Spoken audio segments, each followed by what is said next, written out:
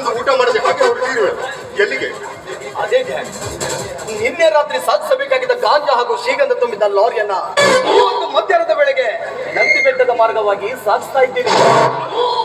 ಇಂಥ ಹಾಡಹಗಲಿನಲ್ಲೇ ಗಾಂಜಾ ಮತ್ತು ಶ್ರೀಗಂಧದ ತುಂಬಿದ ಲಾರಿಗಳನ್ನ ಬಿಡ್ತಾ ಇದ್ದೀರಾ? Yes, Dad. ಈ ಎಲ್ಲ ಚೆಕ್ ಪೋಸ್ಟ್ಗೂ ನಾನು ಇದಾಗಲೇ ಇನ್ಫಾರ್ಮೇಶನ್ ಕೊಟ್ಟಾಗಿದೆ.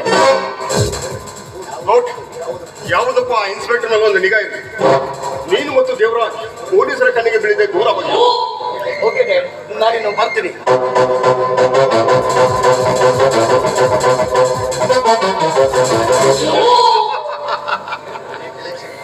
ಇಲೆಕ್ಷನ್ ಬಂದಾಗ ಪ್ರಜಾಜನದ ಕಡೆ ಕಣ್ಣೀರಿನ ಕಾಲು ಹರಿಸಿ ಅವರಿಂದ ಆರಿಸ್ಕೊಂಡು ಬಂದು ರಾಜಕೀಯದ 4 ಗೋಡೆಗಳ ಮಧ್ಯೆ ಕುಳಿತು ಕಪಟತನ ತನ್ನಲ್ಲಿ ತಿನ್ನಲಾರದಷ್ಟು ಆಸ್ತಿ ಗಳಿಸಿಕೊಳ್ಳುವುದೇ ಈ ಹೊತ್ತಿನ MP MLA ಅವರ ಮೊದಲನೇ ಗುರಿ.